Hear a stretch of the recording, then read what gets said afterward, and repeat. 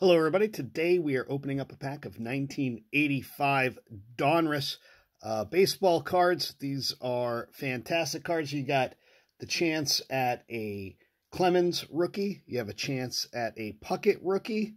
Fantastic rookie cards. Oral Hershiser. You also have a lot of Hall of Famers like Nolan Ryan, Jim Rice, people like Keith Hernandez. All of these fun stars in this 1985 Donruss pack. I'm really hoping for the Clemens. That's what I'm going after. Oh, can we make out who's on the back? Is that Clemens? I might say Clemens. I don't know. I'm just kidding. But not going to make you wait any longer. Let's get into it.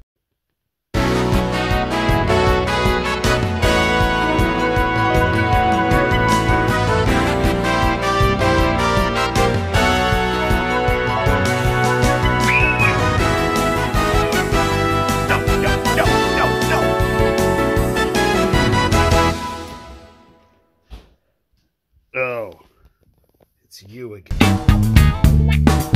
Now that that's over, let's get into this 1985 Donruss wax pack. Don't worry, no packs were harmed in the making of this video, although a couple kids screamed and the dog was traumatized. We got Dave Smith. Oh, a Jack Morris. That's a nice one, Jack Morris. Phil Gardner. Ooh, a Lou Gehrig. That one up. Bruce Bocce. Dave Rucker. Bobby Meacham. George Foster. That's a good hit. Put that right there. Oh, we got Kurt Gibson. Doesn't he usually have a mustache? He looks weird. What's wrong with him? What is wrong with Kurt Gibson? Mel Hall. Ivan De Jesus. Willie Upshaw. We'll put that one up. Mark Salas. Ted Simmons, Hall of Famer. We need to break out another tray here. Put Ted Simmons right there. And then we got Mark Hill. All right. Well, let's take a peek at Ted Simmons. Let's find out. He's in the Hall of Fame. Let's look at him and how he stacks up with other Hall of Famers.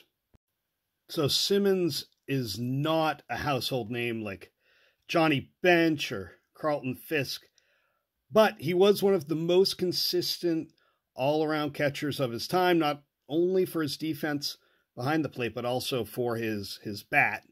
Now, let's talk about why Simmons was inducted into the Baseball Hall of Fame in 2021. He was the class of 2020, but because of COVID, it was delayed till 2021 that he was actually inducted. Born in Michigan in '49, he was a switch hitting catcher, and he was in the majors for over 2 decades. It's one of the toughest positions, right? Catching, but Simmons wasn't just reliable as a catcher, he was also an offensive powerhouse.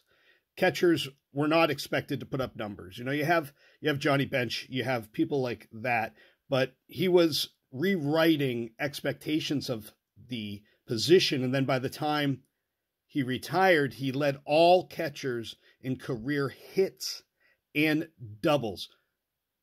I'll say that again. Ted Simmons had more hits than any other catcher before him and doubles. That is crazy.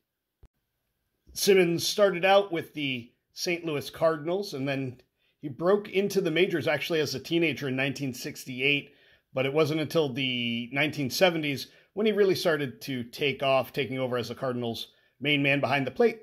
And Simmons consistently put up solid numbers year after year, hitting over 307 times and driving in over 90 runs in 8 different seasons. That is crazy numbers. In 1975, he posted a career-high batting average of .332 and also had 100 RBIs, proving that he wasn't just good. He was elite.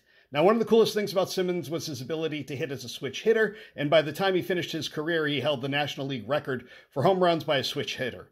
Even though he played a few years in the American League, he still finished with 248 home runs, and for a catcher, that's something to write home about. Now, sure, he didn't have the raw power like a Johnny Bench, but Simmons had consistency and a knack for coming through with clutch hits. Ted Simmons also caught two, count them, two no-hitters. One of them by Bob Gibson in 1971 and another by Bob Forsch in 1978. Bob Forsch's brother also threw a no-hitter. Now, catching a no-hitter is rare enough, but two, this guy was incredible. That's just how awesome he was about handling pitchers and calling games. It's part of the game that sometimes is overlooked because his bat is just so good in the game. Now, it wasn't all smooth sailing for Simmons. In the late 70s, there was some drama with his manager, Woody Herzog, which unfortunately it led to Simmons being traded from the Cardinals to the Brewers. Now, it was tough for him to leave St. Louis, but he didn't slow down in Milwaukee. He helped lead the Brewers to the 1982 World Series, where they squared off against the Cardinals. No, he didn't win it, but Simmons did have a heck of a series, hitting 2 home runs against his old team there. Now, why did it take Simmons so long to make the Hall of Fame? Well, for years, he was overshadowed by people like Johnny Bench and Carlton Fisk. Now, when you're trying to compete with Bench and Fisk, you're bound to be underrated. But when Simmons first became eligible in the Hall in '94, he fell short and then was dropped from the ballot. And where he did make it in was via the Veterans Committee. They looked at his career in 2019, and that's when he got the nod. And thank goodness they did, because, I mean, seriously, Simmons absolutely deserves his spot in Cooperstown. Now, his career numbers, they speak for themselves. He has over 2,400 hits, a .285 batting average, 248 home runs, and 1,389 RBIs. Now, those aren't just good numbers for a catcher. They're good numbers for any hitter. And then also beyond the stats, he brought a new level of professionalism and respect to the game.